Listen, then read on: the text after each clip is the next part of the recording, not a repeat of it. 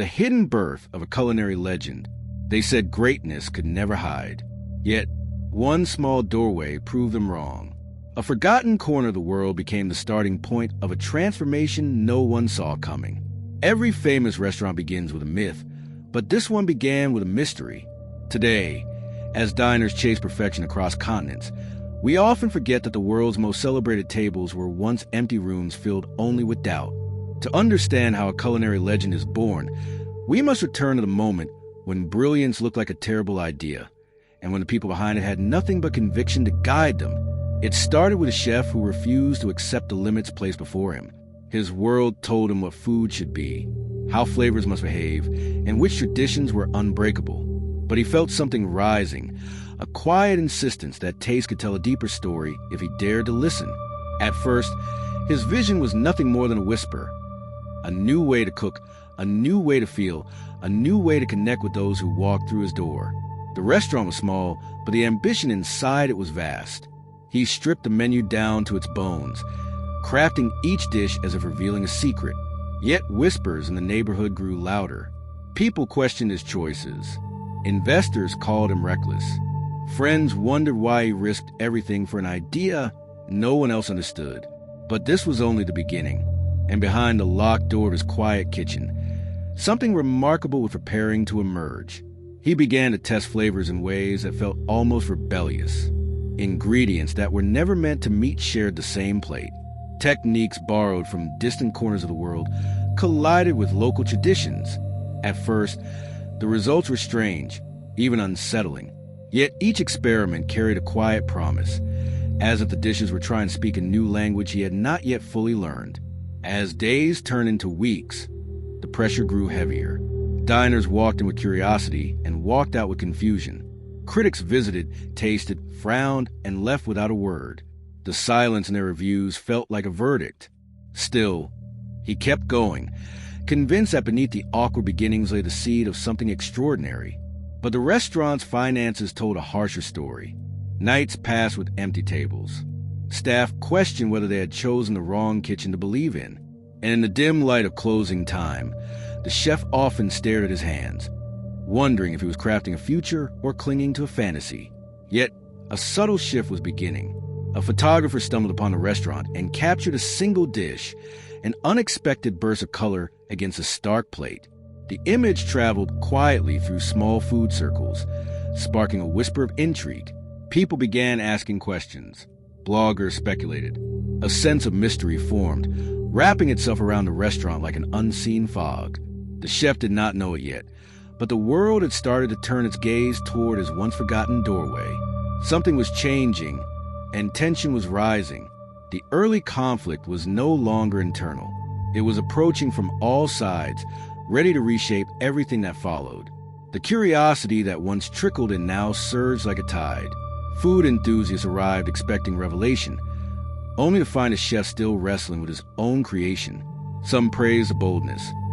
Others dismissed it as chaos on a plate. Every opinion pushed him deeper into a storm he had unknowingly summoned.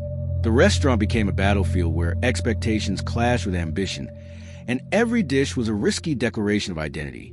Pressure mounted as influential critics announced their visits.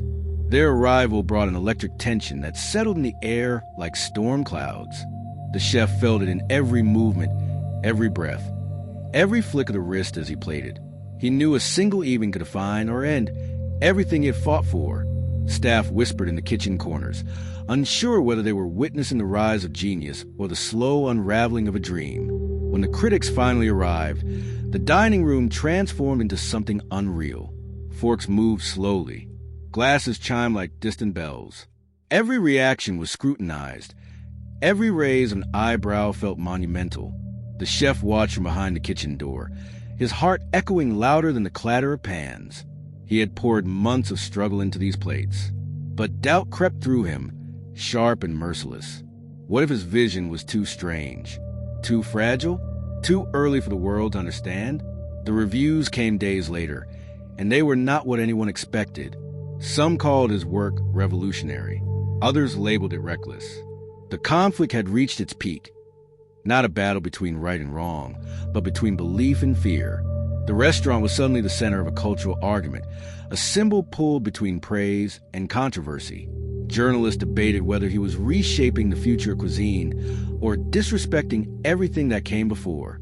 And amid this noise, the chef found himself more isolated than ever. His dream had grown beyond his control, expanding faster than he could guide it. Every spotlight cast a shadow. Every compliment carried a warning. Standing at the heart of a culinary storm, he sensed that the moment of truth was drawing near, a moment that would demand everything from him and leave nothing unchanged. The turning point arrived on a night that felt strangely quiet. No critics, no photographers, just a room filled with ordinary diners who had stumbled in without expectations. The chef cooked with a calm he hadn't felt in months, letting instinct guide his hands instead of pressure. Dish after dish left the kitchen with a sense of clarity, as though he were finally speaking in a voice he had spent years trying to find. Then it happened. A single table paused after tasting one of his creations. Their expressions shifted, not in confusion, not in forced admiration, but in genuine understanding. It spread from one guest to another, a silent recognition that something remarkable had been placed before them. Word of this moment traveled faster than any review. It carried authenticity, free from hype or controversy. The world began to sense that a new chapter in culinary history had just opened. Within weeks, the restaurant transformed. Reservations filled months ahead. Critics returned, this time with humility, acknowledging that they had witnessed the birth of something they couldn't name at first. The chef's once uncertain creations became symbols of a changing era, where flavor told bolder stories and imagination rewrote the rules of taste. He had not chased perfection. He had chased truth, and people felt it. Yet the greatest revelation came not from success, but from reflection. The chef realized that legends are not born in moments of triumph. They emerge in the shadows, where doubt lives, where failure tests resolve, where the world waits for proof of what only one person can see. His small, forgotten restaurant had become a beacon, not because it sought glory, but because it dared to stay honest when everything around it demanded compromise. And so a culinary legend rose, one quiet night at a humble table, reminding us that the extraordinary often begins in places the world has not yet learned to look. Subscribe to join the journey.